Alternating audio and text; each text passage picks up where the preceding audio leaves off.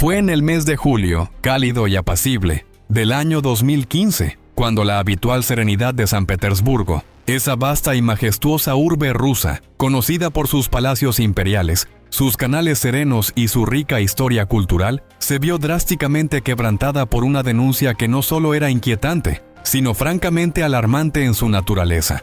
Un fétido e inconfundible aroma, la inequívoca fragancia de la descomposición orgánica, en su estado más avanzado, emanaba con una intensidad insoportable de un lote baldío ubicado en las afueras de la ciudad. Era una fetidez tan intensa, tan penetrante y persistente que traspasaba con facilidad la barrera del descuido urbano habitual, invadiendo sin piedad las fosas nasales de los transeúntes, obligándolos a detenerse y finalmente, alertando a las autoridades locales de la situación anómala. La policía fue notificada y, dada la persistencia y la inusual naturaleza del hedor, que no cuadraba con ninguna de las explicaciones cotidianas, se tomó la decisión de enviar un equipo de bomberos. Este equipo, preparado para lidiar con desechos voluminosos o posibles incidentes menores que pudieran ser la causa de la emanación, llegó al lugar con la expectativa de una tarea rutinaria de limpieza, sin presagiar el horror que les aguardaba. Al llegar al sitio señalado por los angustiados vecinos, los equipos de emergencia se enfrentaron a un hedor nauseabundo, una emanación tan opresiva y densa que les hizo sospechar de inmediato la presencia de algún animal de gran tamaño sin vida, arrojado de forma desaprensiva y olvidado bajo el implacable sol estival. La costumbre de hallar animales fallecidos en zonas abandonadas y en descomposición no era, lamentablemente, extraña en los márgenes de la urbe, por lo que la primera hipótesis se inclinó hacia una situación de salubridad pública más que hacia un acto criminal premeditado. Los bomberos se prepararon para una labor de remoción, equipados con mascarillas y guantes, subestimando la verdadera dimensión del descubrimiento que estaban a punto de realizar. Sin embargo, a medida que los efectivos de rescate se adentraban con cautela en el terreno irregular, esquivando la maleza crecida, los escombros de construcciones abandonadas y la basura acumulada, la verdadera y cruel fuente del horror comenzó a revelarse con una lentitud exasperante y macabra. No se trataba de un único animal en putrefacción, sino de un cúmulo macabro. Un arreglo deliberado y espeluznante. 7 bolsas de basura, de un tono oscuro y ominoso, dispuestas con una perturbadora intencionalidad, casi como una exhibición perversa, esperando ser descubiertas. La pestilencia, en aquel punto crítico, se volvió casi insoportable. Una agresión olfativa que hacía difícil respirar y que quemaba las vías respiratorias de los valientes rescatistas. No obstante, el ineludible deber los impulsó a actuar, a superar la repulsión y el peligro. Con una valentía admirable, a pesar del evidente riesgo biológico que implicaba el contacto con material en descomposición y la profunda repugnancia que sentían, uno de los efectivos de bomberos, haciendo acopio de todo su coraje, tomó una de las bolsas más cercanas. Al rasgarla con cuidado, su semblante se tornó lívido. Sus ojos reflejaron un asombro gélido y una conmoción tan profunda que lo dejó momentáneamente sin aire, paralizado por la visión. Con una voz apenas audible, cargada de una mezcla abrumadora de incredulidad y terror primordial, informó a su colega más próximo que el contenido de la bolsa era, sin lugar a dudas, un fragmento de un cuerpo humano. La magnitud de aquel descubrimiento impactó profundamente a todos los presentes, paralizándolos por un instante antes de que el profesionalismo, el entrenamiento y la urgente necesidad de actuar tomaran el control de la situación. La incredulidad se transformó en una fría determinación.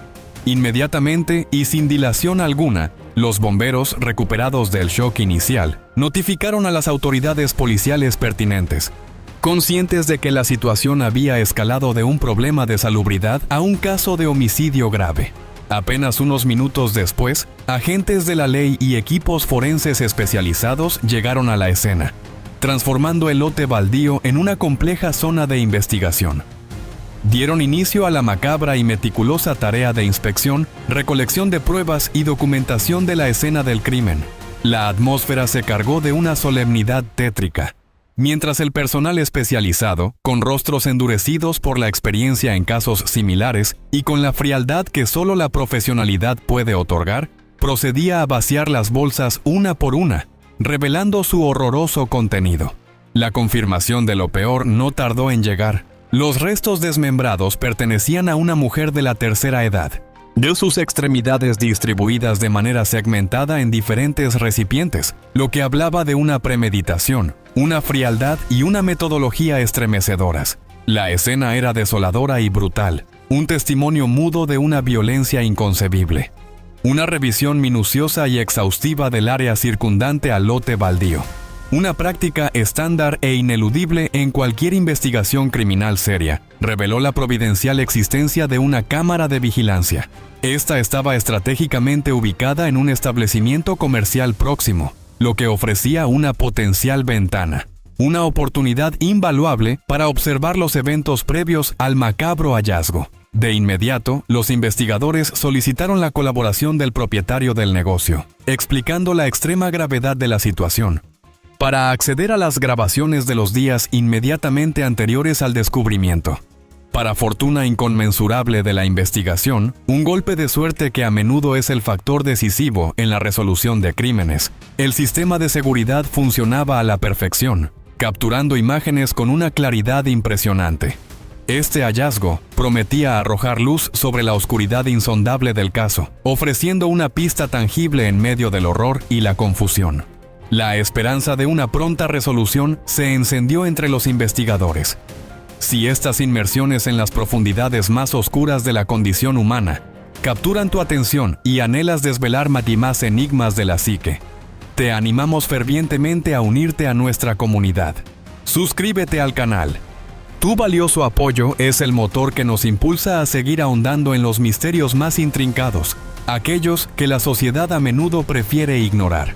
Al reproducir los videos de seguridad en la sala de operaciones, los investigadores se encontraron con una revelación inesperada y sobrecogedora, una imagen que heló la sangre en sus venas y desafió todas sus expectativas iniciales, subvirtiendo cualquier prejuicio o suposición previa. En la pantalla, con una total calma que resultaba casi incomprensible dadas las circunstancias y la naturaleza de la tarea, apareció una mujer de edad avanzada, transportando esas mismas bolsas de basura que habían sido encontradas en el baldío. Su andar era pausado, metódico, desprovisto de cualquier signo de nerviosismo, prisa o arrepentimiento, como si estuviera realizando una tarea doméstica rutinaria y sin importancia. La cronología del metraje ubicaba este escalofriante suceso entre las altas horas de la madrugada y las primeras luces del sábado 25 de julio.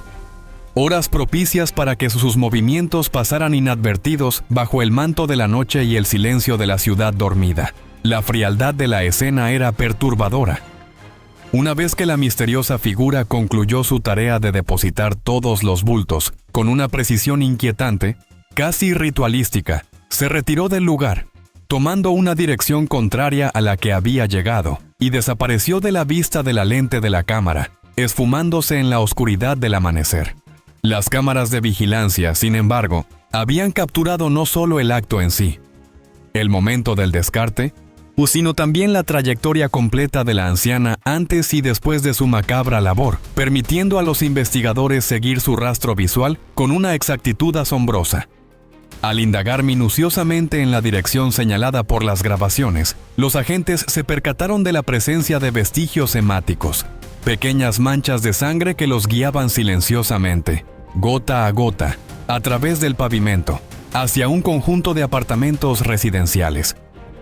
Cada una de estas diminutas marcas, una pista silenciosa pero elocuente, los acercaba inexorablemente a la verdad más cruda y espeluznante. Una vez que las fuerzas del orden se movilizaron con premura hasta el sitio residencial identificado, se dio inicio a la ardua y minuciosa tarea de recolectar datos y testimonios.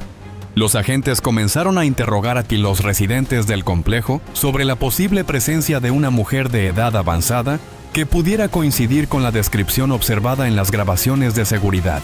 La comunidad, inicialmente reacia o cautelosa a compartir información por temor o desconfianza, empezó a ofrecer detalles a medida que la gravedad de la situación se hacía evidente y la presencia policial se intensificaba. Inmediatamente, dos nombres femeninos emergieron de entre las conversaciones de los vecinos, destacando como posibles candidatas en el intrincado rompecabezas que los investigadores estaban armando con cada pieza de información. La investigación comenzaba a tomar forma, apuntando hacia un objetivo específico. El primero de estos nombres, surgido de los registros del vecindario, correspondía a una señora de 79 años, conocida en el vecindario como Valentina Ulanova, quien figuraba como la inquilina principal y propietaria de uno de los apartamentos. El segundo nombre, y el más relevante para la investigación en curso, se refería a una mujer de 68 años, Tamara Samsonova, quien se perfilaba como su acompañante o huésped temporal, viviendo bajo su techo.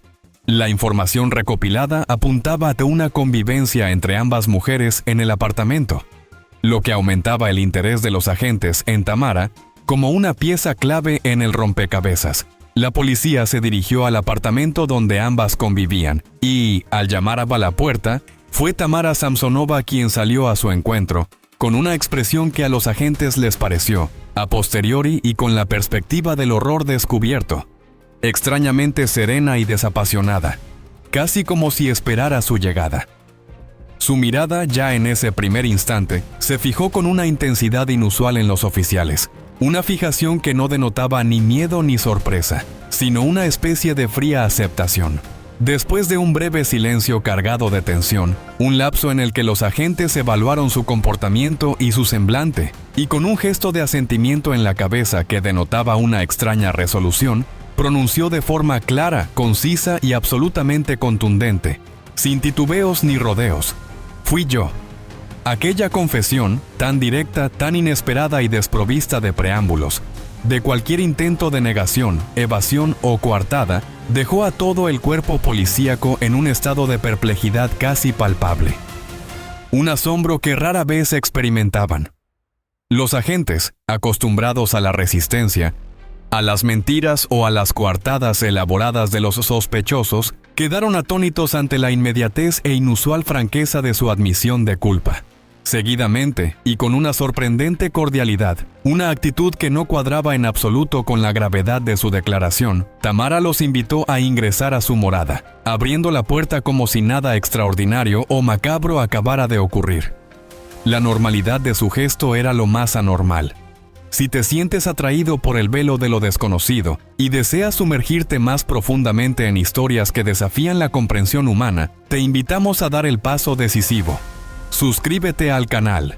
Tu inquebrantable curiosidad es la fuerza que nos impulsa a seguir adelante, a explorar los rincones más recónditos y perturbadores de la existencia. Durante el examen preliminar de observación que llevaron a cabo los agentes al ingresar al apartamento, guiados por una intuición forjada en innumerables casos y por el olor apenas perceptible de la muerte, se dirigieron directamente al cuarto de baño. Allí, las pruebas innegables de que el macabro acto había tenido lugar con una violencia inusitada eran abundantes y sobrecogedoras, dispuestas como en un escenario de pesadilla. Dentro de la bañera, un escenario que evoca imágenes de películas de terror y de horrores inenarrables, yacían herramientas ominosas, sierras de diferentes tamaños, algunas con hojas dentadas y cuchillos de carnicero de diversos calibres, todos ellos todavía manchados con sangre seca, un testimonio mudo y elocuente de la brutalidad ejercida. La visión de estos utensilios, junto con el rastro hemático evidente en las superficies, confirmaba los peores temores de los investigadores, transformando la inicial perplejidad en una certeza gélida y escalofriante. No obstante, lo peor, lo verdaderamente horripilante, y lo que superaría cualquier expectativa de depravación, estaba aún por desvelarse en aquel santuario del espanto. Al percatarse de la presencia de varios trozos de papel de aluminio, pequeños cuadrados metálicos dispersos de forma inconexa por el lugar, como si hubieran sido desechados con prisa tras una macabra preparación, la intuición policial, afinada por la experiencia en los casos más aberrantes, presagió un escenario aún más siniestro y aberrante. Aquellas láminas, utilizadas comúnmente para conservar alimentos y protegerlos, en aquel contexto adquirían una connotación macabra y profundamente perturbadora. Con una decisión que solo la urgencia y el instinto del momento pueden infundir, Uno de los oficiales se dirigió al refrigerador, abriendo la puerta con una cautela teñida de aprensión y una sensación de presentimiento. Al hacerlo, confirmó sus más oscuros y nauseabundos temores, una visión que lo marcaría para siempre. En su interior, meticulosamente envueltos en aquellas láminas metálicas de papel de aluminio, como si se tratara de delicados manjares o de tesoros cuidadosamente conservados, se encontraban fragmentos de un cuerpo humano, dispuestos de una manera que denotaba una intención perversa.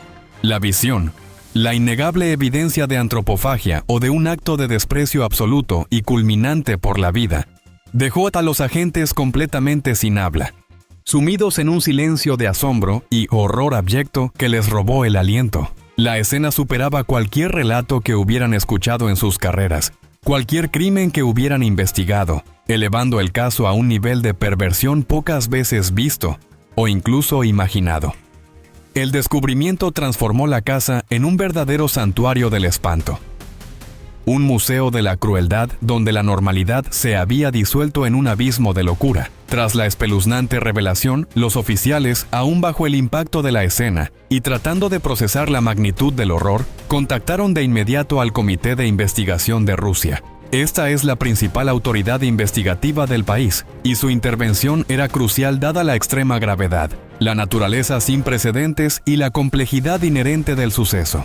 En el interrogatorio inicial, llevado a cabo con la máxima profesionalidad y un intento por mantener la calma en un ambiente cargado de tensión, Tamara Samsonova no solo no negó su culpabilidad, sino que la reafirmó con una convicción que resultaba inquietante por su frialdad y su falta de emoción. Firmemente aseveró que no había recibido ayuda de nadie en la comisión de los actos, insistiendo con una autoridad que sorprendía en que ella era la única y exclusiva responsable de todo lo ocurrido, exonerando así a cualquier posible cómplice o colaborador que pudiera haber sido hipotéticamente involucrado. Su declaración fue una cascada de revelaciones que profundizaba el horror. Prosiguió explicando que, luego de una acalorada y prolongada discusión con Valentina Ulanova, su compañera de apartamento, había tomado la fatídica decisión de poner fin a su vida. Y narró los eventos con una pasmosa objetividad, como si estuviera describiendo una receta de cocina. Sin embargo, cuando se le preguntó con una directa, aunque esperada, frialdad si había ingerido partes del cuerpo de su víctima, se sumió en un silencio enigmático y prolongado. Aquel mutismo, más elocuente que cualquier palabra que pudiera haber pronunciado, dejó en el aire más interrogantes que respuestas, proyectando una sombra aún más oscura y perturbadora sobre la ya macabra narrativa de los hechos. La ausencia de una respuesta era, en sí misma, una respuesta aterradora. Una vez que el comité de investigación tomó formalmente las riendas del caso, procedieron sin más dilación con su detención formal, trasladándola bajo custodia para continuar las investigaciones. Su comportamiento durante el arresto fue desconcertante.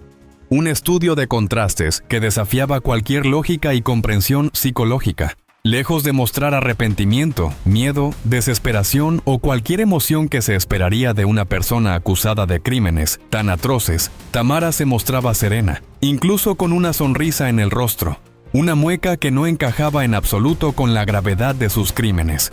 Al ser conducida fuera del edificio, hacia el vehículo policial que la esperaba, lanzó besos a la multitud de curiosos y periodistas que se habían congregado para presenciar el arresto, susurrando con un tono de aparente pesar, casi como una actriz dramática en una escena teatral. ¡Qué lástima! Ahora todos los vecinos se van a enterar de lo que he hecho. ¿Qué pensarán de mí? Esta preocupación superficial por la opinión ajena, tras haber cometido tales atrocidades, era otro indicio de la complejidad, la perturbación y la disociación de su mente, una mente que operaba bajo sus propias reglas retorcidas. Si estos relatos que desvelan la oscuridad más profunda de la naturaleza humana te mantienen en vilo, te extendemos una sincera invitación para que te sumes a nuestra comunidad de exploradores de lo inexplicable. Suscríbete al canal. Tu adhesión nos permite seguir explorando estos abismos, para que nadie olvide las lecciones que nos ofrecen los crímenes más impactantes. Inicialmente, los medios de comunicación rusos, ávidos de un título que capturara la esencia del horror y la atención del público, bautizaron el caso con un nombre que resonaría con fuerza en la memoria colectiva: La pesadilla en la calle Dimitrova. Este apelativo hacía alusión directa a la vía donde se ubicaba el domicilio de la mujer, el epicentro de la barbarie y el escenario de los crímenes. Tamara Samsonova, de 68 años de edad, la probable autora confesa de la atrocidad, fue aprehendida el 28 de julio de 2015, fecha que marcó el inicio público de una de las historias criminales más impactantes de la Rusia moderna. La sociedad en general se mostró consternada y profundamente impactada, pues este tipo de crímenes con semejante grado de crueldad, premeditación y desmembramiento eran extremadamente raros o prácticamente inexistentes en la Rusia contemporánea, desafiando cualquier estadística criminal y cualquier expectativa de civilidad. La perpetradora del delito, una anciana de apenas 1,60 metros de estatura y complexión delgada, con ojos que a primera vista parecían denotar benevolencia, una melena castaña que apenas le rozaba los hombros y un semblante que irradiaba una aparente inocencia, solía, paradójicamente, inspirar compasión y confianza en quienes la conocían superficialmente. Su aspecto físico era el antítesis de lo que la mente popular asocia con un asesino cruel y despiadado, lo que generaba una profunda disonancia cognitiva. Algunos vecinos, aún en estado de shock por la revelación, la describían como una persona de buen corazón, generosa, siempre dispuesta a echar una mano a quien lo necesitara, lo que aumentaba aún más el desconcierto y la sensación de irrealidad. Sin embargo, otros, más perspicaces y observadores, también reconocían en ella una cierta peculiaridad, una excentricidad que, en retrospectiva, podría haber sido una señal de alarma o un indicio de una perturbación más profunda, aunque en su momento pasó desapercibida. Al propagarse la noticia del crimen con la velocidad y el alcance que solo una historia tan macabra y sensacionalista puede generar en la era de la información, una de las amigas más cercanas de la víctima, en una entrevista concedida a la prensa, manifestó la consternación general ante tal acontecimiento, aunque, admitió con cierta reticencia, no la sorpresa total. Sus palabras revelaban que, si bien la crueldad y la magnitud de los actos eran inauditas, la persona de la anciana no era completamente ajena a la singularidad o a ciertos comportamientos anómalos. Muchos en el círculo social de la anciana y en el vecindario en general la consideraban una mujer bastante singular, con un carácter que oscilaba de manera inquietante entre lo engañoso y lo sospechoso, un vaivén de actitudes que a veces generaba desconfianza o al menos un malestar indefinido entre quienes la rodeaban. Había algo en ella que no terminaba de encajar. Además, la amiga relató cómo, días después de no tener noticias de Valentina y ante su creciente preocupación, la llevó a inquirir directamente a Tamara sobre el paradero de su amiga. La anciana, al ser cuestionada sobre la ausencia de Valentina, se mostró visiblemente alterada. Su calma habitual se quebró por un instante de pánico contenido, revelando una fisura en su fachada. La tomó del brazo con una fuerza sorprendente para su edad y le suplicó encarecidamente que, por favor, no alertara a la policía bajo ninguna circunstancia. Aquel ruego desesperado, en su momento, fue interpretado como un simple deseo de evitar problemas, quizás relacionado con alguna pequeña infracción, una disputa trivial entre compañeras de apartamento o alguna deuda pendiente. Sin embargo, jamás pudo imaginar que el verdadero trasfondo de aquel desesperado ruego se trataba de algo tan horripilante, tan absolutamente abyecto y macabro que desafiaba la comprensión humana en su totalidad. Esa fue la verdad que, al final, la consternó más profundamente que cualquier otra cosa, dejando una herida imborrable en su memoria y una sombra perpetua en su percepción del mundo. Una vez que Tamara rindió su declaración formal ante los investigadores, detalló con una frialdad perturbadora y una ausencia total de emoción cómo había quitado la vida a Valentina Ulanova. El detonante, según su escalofriante relato, fue una intensa disputa surgida a raíz de unos platos y tazas sucias que aún no habían sido lavados. Una minucia doméstica que, en su mente trastornada, escaló a proporciones inimaginables. Este trivial desencuentro derivó rápidamente en un acalorado altercado verbal. Un choque de voluntades que demostró la extrema volatilidad de la situación y la psique de Tamara. En ese momento de clímax, Valentina, visiblemente harta de la convivencia y la desatención, le exigió a Tamara que abandonara el apartamento sin dilación. Tamara se había estado alojando con ella durante varios meses, un periodo que ya se había extendido mucho más allá de lo acordado inicialmente, generando fricciones constantes. El motivo de su estancia, según lo explicado por Tamara, era que su propio apartamento estaba siendo remodelado, y Valentina, movida por un gesto de buen corazón y hospitalidad, se había ofrecido a acogerla temporalmente. La condición explícita y verbal para esta ayuda era que Tamara la apoyara con los quehaceres domésticos, una contraprestación justa por el hospedaje y la generosidad de Valentina. Sin embargo, una vez finalizadas las obras en su inmueble, Valentina, con toda la razón y de manera amable, le comunicó a Tamara que era hora de que se marchara y regresara a su propia casa. Pero Tamara, con una obstinación alarmante y una negativa rotunda, se negó rotundamente a desalojar la vivienda, aferrándose al lugar con una determinación inquebrantable. La relación entre ambas, ya tensa y cargada de fricciones previas por meses de convivencia forzada, comenzó a acumular una presión insostenible hasta que, el 25 de julio de ese mismo año, la disputa escaló hasta un punto de no retorno. Una confrontación final que sellaría trágicamente el destino de Valentina. Fue en ese momento de desquiciamiento total, cuando la razón se nubló por completo ante la ira incontrolable, la frustración acumulada y una perversa determinación, que Tamara decidió poner fin a la vida de su compañera de apartamento. Con una determinación escalofriante y una calma premeditada, tomó cerca de 50 pastillas para dormir, una dosis letal y deliberada que garantizaría el efecto deseado. Estas las mezcló, con una perversa calma que helaba la sangre, en el plato de comida de Valentina. La ensaladilla rusa, un manjar muy popular y apreciado en Rusia, donde es conocida coloquialmente como ensalada Olivier, dado que esta ensalada era, de hecho, la favorita de Valentina, la consumió sin sospecha alguna, confiando en su huésped y sin imaginar el veneno mortal que ingería junto a cada bocado. Tamara, tras llevar a cabo su macabra acción, se retiró a descansar, con la certeza absoluta de lo que ocurriría a la mañana siguiente, dejando a Valentina a merced del veneno. Alrededor de las 2 de la madrugada, en la quietud profunda de la noche, Tamara se levantó de su cama y encontró el cuerpo de Valentina tendido en el suelo de la cocina. La mujer aún no había exhalado su último aliento. Aún presentaba tenues signos vitales, una vida que se aferraba débilmente y con desesperación a la existencia.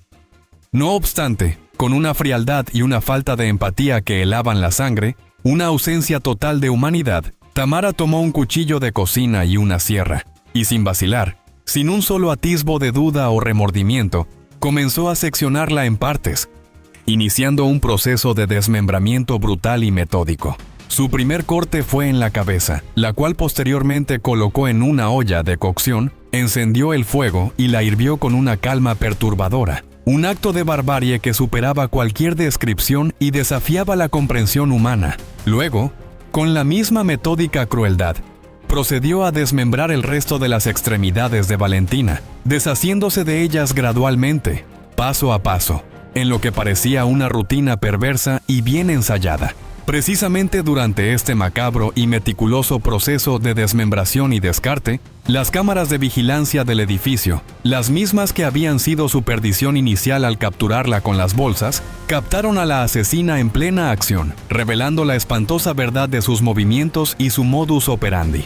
El metraje mostraba cómo, conforme cortaba los segmentos corporales de su víctima, los introducía con una frialdad sorprendente en bolsas de basura, las mismas que luego descendería para depositar en el lote baldío. La secuencia era repetitiva y escalofriante. Descendía del apartamento, depositaba los restos con calculada discreción y regresaba al apartamento para continuar con el desmembramiento.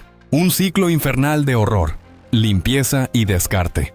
Los registros de video también capturaron otro detalle escalofriante y revelador: cómo desciende con la olla en la que había hervido la cabeza y regresa sin ella. Un pormenor que añade un nivel aún más perturbador de premeditación depravación y canibalismo a sus ya atroces acciones. El video de esta cámara de seguridad, una evidencia irrefutable y gráfica de los crímenes, fue divulgado de inmediato a través de los medios de comunicación y las plataformas digitales, y un gran número de personas pudieron presenciar el hecho, convirtiéndose en una impactante revelación que se viralizó en cuestión de instantes, sembrando el terror y la incredulidad entre la población rusa y más allá de sus fronteras.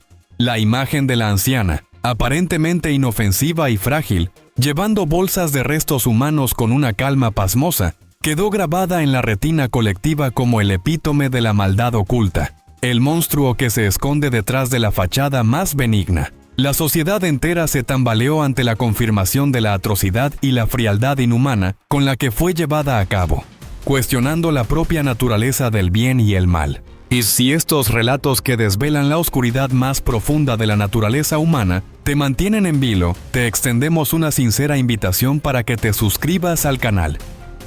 Tu adhesión nos permite seguir explorando estos abismos, iluminando lo que otros temen confrontar y compartiendo estas historias para la reflexión colectiva.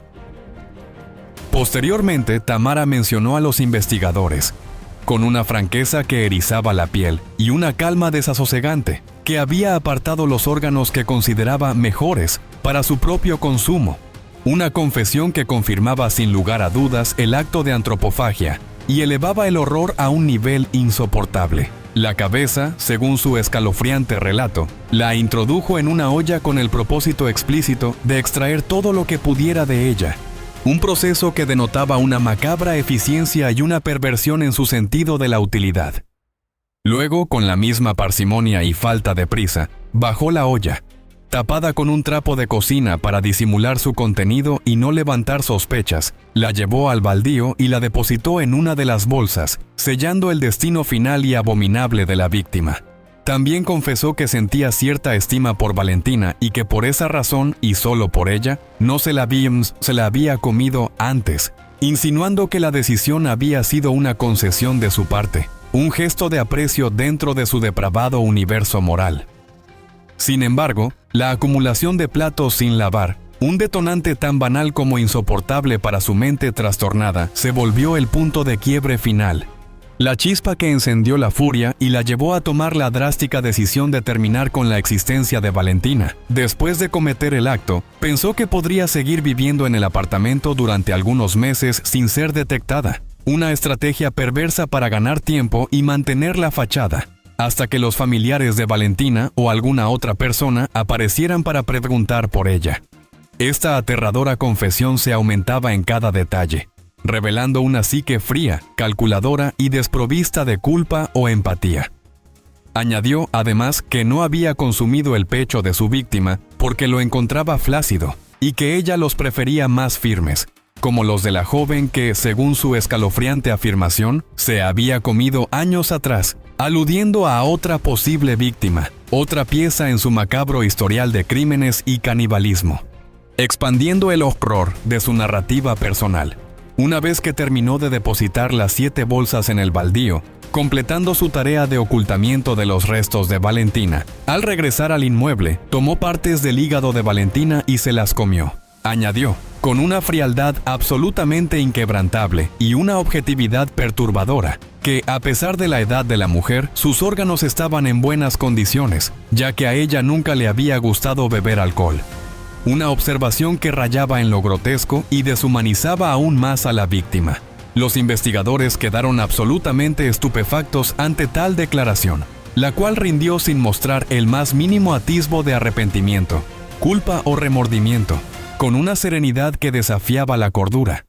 Su aplomo frente a tales atrocidades dejaba claro que su mente operaba bajo parámetros completamente diferentes a la moralidad común, a la empatía y a los límites del comportamiento humano aceptable. Su percepción de la realidad era única y terrorífica. Luego de una exhaustiva y minuciosa revisión del apartamento, un lugar que había sido testigo de horrores inimaginables y que ahora se revelaba como el epicentro de una depravación sin igual, los agentes encontraron una biblioteca perturbadora. Entre los volúmenes destacaban libros de esoterismo, tratados de ocultismo y textos de nigromancia, revelando la profunda afición de Tamara por la astrología y las artes oscuras, una inclinación que sugería una mente ya predispuesta a lo misterioso, lo sobrenatural y lo oculto. Además, y de vital importancia para la investigación en curso, hallaron un diario personal perteneciente a Tamara, escrito meticulosamente de su puño y letra, con una caligrafía sorprendentemente ordenada. Dicho cuaderno de notas, redactado en una mezcla intrigante de alemán, ruso e inglés, contenía confesiones tan escalofriantes que superaban cualquier ficción de terror conocida, abriendo una ventana a una mente auténticamente retorcida. En sus páginas, Tamara describía con una detallada precisión y una frialdad clínica cómo había privado de la vida a su amiga, cortándola en pedazos para, posteriormente, introducir sus restos en bolsas de plástico y esparcirlas por distintas zonas del distrito de Frunzesky, en un intento deliberado y metódico de borrar cualquier rastro de su crimen. Pero lo más horrendo y desgarrador aún estaba por revelarse en las páginas subsiguientes. El diario detallaba, con una frialdad que helaba la sangre hasta el tuétano, una serie de sucesos macabros y terroríficos que aludían a la ingesta sistemática de la carne, las vísceras, los globos oculares y la lengua de al menos 11 personas, y entre estas 11 víctimas, para añadir una capa más de horror e incredulidad, se encontraba su propio marido, cuyo paradero había sido un misterio durante años. Con una frialdad que helaba la sangre, especificaba que su parte favorita eran, sorprendentemente, los pulmones, una predilección que desconcertó a los expertos forenses y psicólogos. Además, el diario contenía perturbadores dibujos que representaban gráficamente cómo desmembraba a sus víctimas y con un nivel de detalle mórbido y artístico, cómo saboreaba su carne en diferentes preparaciones culinarias, elevando su crimen a un arte de la perversión, un ritual cuidadosamente ejecutado. En muchos fragmentos de su bitácora, Tamara Samsonova no solo documentaba sus crímenes con una precisión escalofriante, sino que también detallaba aspectos de su vida cotidiana. Una existencia que, en apariencia, le resultaba monótona y desprovista de emoción. Un contraste abismal con los actos de barbarie que perpetraba y que la llenaban de una extraña satisfacción. También narraba cómo había terminado con la vida de uno de sus inquilinos años atrás, utilizando un modus operandi idéntico al empleado con Valentina, revelando un patrón de comportamiento serial. De igual forma, confesó haber consumido parte de sus despojos, deleitándose especialmente con sus pulmones, confirmando un patrón recurrente de antropofagia y una predilección por ciertos órganos. Cuando los investigadores la confrontaron con el contenido de su diario, ella afirmó que todo lo escrito era cierto, una verdad que aceptaba sin inmutarse, sin mostrar ni el menor signo de vergüenza o negación, sino más bien una extraña satisfacción por haber sido descubierta. Sin embargo, en un intento por desviar o justificar sus acciones, o quizás por una genuina disociación de la realidad, insistió en que sus actos eran influenciados por una entidad o fuerza externa, un maníaco o un espíritu que la coaccionaba y manipulaba, eximiéndola de responsabilidad en su propia percepción distorsionada de la culpa. Al ser interrogada específicamente sobre el paradero de su marido, un misterio que había persistido por años y que había sido un tema de especulación en el vecindario, reveló que en el año 2005 le había privado de la vida. Con una calma sobrecogedora y una objetividad pasmosa, relató cómo lo apuñaló mientras dormía, luego lo desmembró con una sierra mecánica, y en un acto de depravación extrema que desafiaba cualquier límite de la moralidad, se comió sus partes íntimas. El resto del cuerpo lo esparció en bolsas de basura por todo el vecindario, siguiendo el mismo patrón de eliminación que usaría años más tarde. El cadáver de su esposo nunca fue hallado, y a sus vecinos simplemente les había dicho que había huido con otra mujer, tejiendo una red de engaños que se mantuvo por años, permitiéndole operar bajo una fachada de normalidad que ocultaba su verdadera y monstruosa naturaleza. Una vez que la investigación estaba en pleno curso, y con las revelaciones del diario y la confesión de Tamara, la policía emprendió la ardua tarea de vincular diferentes expedientes de personas que habían sido halladas bajo circunstancias similares, de manera segmentada, como la víctima más reciente. El patrón de desmembramiento, tan peculiar, consistente y metódico, se convirtió en una huella distintiva que buscaban en los archivos forenses.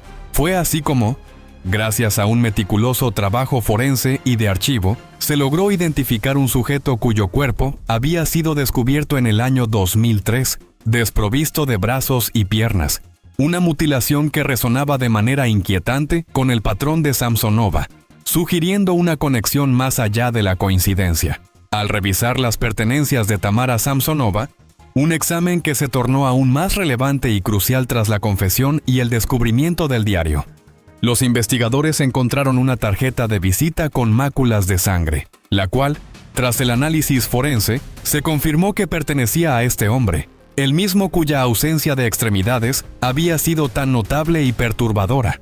Este hallazgo constituyó un indicio crucial, una pieza irrefutable que conectaba los casos y cimentaba la hipótesis de un asesino en serie, confirmando las peores sospechas. En agosto de ese mismo año, con el caso en pleno apogeo y la prensa internacional atenta, se inició una intensa y desesperada búsqueda de la cabeza de la víctima más reciente, Valentina, ya que ésta no pudo ser hallada, ni tampoco sus manos ni sus órganos internos, elementos que, como se vio en el diario, eran de particular interés para Tamara por razones antropofágicas. Los investigadores, en gran medida, sospechan con un escalofriante convencimiento que Tamara pudo haber ingerido la cabeza, y que esa sea la razón de su ausencia. Una hipótesis que añade una capa aún más oscura y perturbadora al caso, sugiriendo un nivel de voracidad inaudito y una depravación sin límites.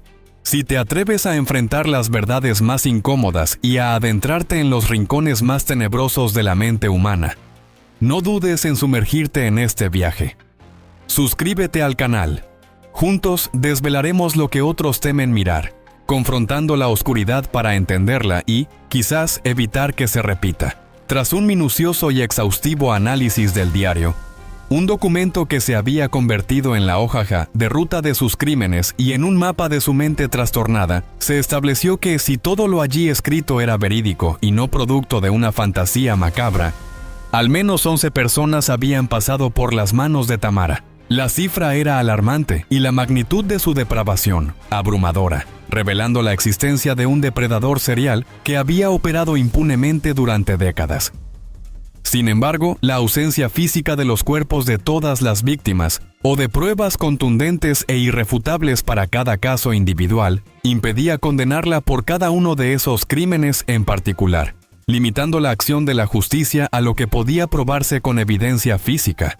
Cuando se encontraba en los juzgados, aguardando su ingreso a la corte, Tamara miraba fijamente a las cámaras con una sonrisa enigmática, una mueca que desprendía una mezcla de altivez, desprecio por la autoridad y una extraña complacencia por la atención recibida. De vez en cuando, para sorpresa de los presentes y la perplejidad de los guardias, lanzaba besos a los reporteros, como si estuviera en un escenario, deleitándose con la atención mediática y el foco de las cámaras. A ellos les dirigió unas palabras desconcertantes, pronunciadas con una extraña calma y una voz pausada. Sabía que vendrían. Es una desgracia para mí. Ahora toda mi ciudad lo sabrá. Me veo atormentada por un maníaco que me obligó a asesinar. Esta justificación de la entidad externa, esta negación de la agencia personal, volvía a aflorar. Una constante en su discurso que buscaba absolverla de su propia culpabilidad. Cuando la mujer fue trasladada al juzgado, aplaudía y sonreía con un júbilo extraño. Una felicidad fuera de lugar que inquietaba a cualquiera que la observara, revelando la profunda disonancia entre sus acciones y sus emociones. Le mencionó al juez, con un tono resuelto y una voz firme, estar lista para el proceso judicial, añadiendo con una frialdad casi mecánica que todas sus acciones las había cometido deliberadamente, con plena conciencia y voluntad, y que con el último asesinato, el de Valentina, había clausurado un capítulo de su vida, una etapa oscura que daba por finalizada, sugiriendo una extraña sensación de culminación. Luego, con una especie de fatalismo resignado, y una voz que denotaba cansancio más que arrepentimiento, declaró que no tenía otro lugar donde vivir, que era una persona mayor, desamparada, y que había reflexionado 77 ocasiones sobre su destino, sobre el rumbo final de su existencia. Finalmente, decidió que su único propósito y anhelo era permanecer en prisión y morir allí, para que posteriormente el Estado se encargara de sepultarla, como si la cárcel fuera su último refugio deseado, el único lugar donde encontraba paz o al menos un final predecible. Su anhelo de morir en prisión y ser enterrada por el Estado revelaba una aceptación macabra de su destino, o quizás una manipulación final para asegurar un lugar donde residir hasta el fin de sus días, evitando la incertidumbre y la soledad que tanto temía fuera de los muros de la institución. Era una confesión de desesperanza envuelta en una solicitud macabra. El inicio del juicio desató una oleada de expectación y conmoción social sin precedentes, siendo incluso transmitido en vivo por los noticiarios televisivos de todo el país. Las cámaras siguieron cada detalle, cada testimonio, cada gesto de la anciana, manteniendo al país en vilo, y ansioso por comprender la mente detrás de tales atrocidades. El fiscal, en su argumentación final, aseveró con contundencia que, dada la precaria y profundamente alterada salud mental de la anciana, esta representaba un peligro latente e inminente para la sociedad, una amenaza que no podía permitirse que quedara en libertad bajo ninguna circunstancia. Un psiquiatra forense, experto en la materia y tras realizar múltiples evaluaciones, por su parte, corroboró esta afirmación con un diagnóstico categórico y sin ambajes. Confirmó que existía un riesgo significativo, casi una certeza, de que Tamara reincidiera en sus actos criminales, una patología incontrolable que la impulsaría a repetir los mismos horrores. Por consiguiente, al concluir el proceso judicial, la sentencia fue clara y unánime. No podía permanecer en la sociedad en libertad. Fue recluida en un hospital mental especializado, donde se esperaba que recibiera el tratamiento adecuado para su condición y, al mismo tiempo, garantizara la seguridad pública, protegiendo a la comunidad de sus impulsos destructivos. Así, el 26 de noviembre de ese mismo año, Tamara fue sometida a un riguroso examen psiquiátrico en profundidad, cuyo resultado fue contundente y sin ambajes. La mujer era considerada extremadamente peligrosa, tanto para sí misma como para los demás, incapaz de discernir la realidad o de controlar sus impulsos más violentos y aberrantes. Fue entonces trasladada a un hospital psiquiátrico en Kazán para recibir tratamiento y contención, un lugar donde su perturbada mente podría ser estudiada, monitoreada y contenida. Durante su estancia en el centro, mencionó sentir una profunda admiración y una extraña fascinación por Andrei Chikatilo, el infame carnicero de Rostov, un asesino en serie ruso que había sembrado el terror décadas atrás. Lo que le atraía de él, según sus palabras, era su historia, la brutalidad de los crímenes que perpetró y su particular estilo, confirmando su perversa afinidad por la oscuridad y la violencia. Tamara Samsonova vino al mundo el 25 de abril de 1947, en el Krai de Krasnoyarsk, una región vasta y remota en el corazón de Rusia, un lugar de belleza inhóspita. Sus padres, aquejados por el alcoholismo y marcados por las cicatrices emocionales y físicas de ser supervivientes del segundo conflicto bélico mundial, lograron con el tiempo establecer ciertos vínculos gubernamentales que les permitieron acceder a un estilo de vida de clase media, un ascenso social notable dadas sus circunstancias iniciales. Su niñez, a pesar de los desafíos familiares y el entorno difícil, transcurrió con aparente normalidad, aunque ella recordaba vívidamente cómo sus progenitores le narraban relatos espeluznantes y vívidos sobre la hambruna de San Petersburgo durante el brutal asedio, una época en la que la población se vio obligada a alimentarse de roedores, caninos y felinos para subsistir, una experiencia que sin duda dejó una profunda impronta en su psique, sembrando semillas de trauma y desesperación. Desde temprana edad, Tamara demostró ser una mente brillante, con una lucidez intelectual superior a la media y una predilección especial por las letras y el conocimiento, absorbiendo información con una avidez insaciable. Al finalizar sus estudios de educación media, impulsada por su deseo de ampliar horizontes y sumergirse en el mundo de los idiomas, se trasladó a la vibrante capital moscovita. Ingresó así en la prestigiosa Universidad Estatal de Lingüística, una institución de renombre donde no solo aprendió 3 idiomas con maestría, sino que egresó con honores, un logro académico notable que auguraba un futuro prometedor y una vida de erudición, lejos de cualquier indicio de la oscuridad que albergaría. Tras concluir sus estudios universitarios y labrarse un expediente brillante, Tamara fijó su residencia en la histórica y cultural San Petersburgo, la ciudad que más tarde se convertiría en el escenario de sus crímenes más atroces. Allí conoció Aida a un hombre con quien, años después, contraería nupcias en el año 1971, iniciando lo que parecía ser una vida convencional, estable y sin grandes sobresaltos. La pareja se instaló en una edificación reciente, específicamente en la vivienda prefabricada ubicada en el inmueble número 4 de la avenida Dimitrov, la misma calle que daría nombre a su caso y resonaría con el eco de sus barbaridades. Fue en este lugar donde Tamara comenzó su vida laboral, desempeñándose primero en una agencia de viajes, explotando sus conocimientos lingüísticos y su facilidad para los idiomas, y más tarde impartiendo clases particulares de idioma, demostrando su vocación por la enseñanza y el conocimiento. Posteriormente, encontró empleo en el prestigioso Gran Hotel Europa, uno de los establecimientos más emblemáticos de la ciudad, donde trabajó por aproximadamente 16 años, acumulando una larga y aparentemente normal trayectoria profesional, sin que nadie sospechara de su verdadera naturaleza. Con el transcurrir del tiempo, sin embargo, su conducta transitó de lo ordinario a lo inusual, manifestando una serie de comportamientos erráticos, paranoias y delirios que la llevaron a ser internada en 3 oportunidades diferentes en distintos centros de salud mental. Finalmente, tras repetidas evaluaciones y un deterioro progresivo, se le diagnosticó una severa esquizofrenia de tipo paranoide, una enfermedad mental que explicaba, en parte, sus disociaciones de la realidad, sus alucinaciones y sus delirios persecutorios. Después de un tiempo, su cónyuge se esfumó sin dejar rastro, un misterio que ella misma aclararía de forma macabra años más tarde en su diario.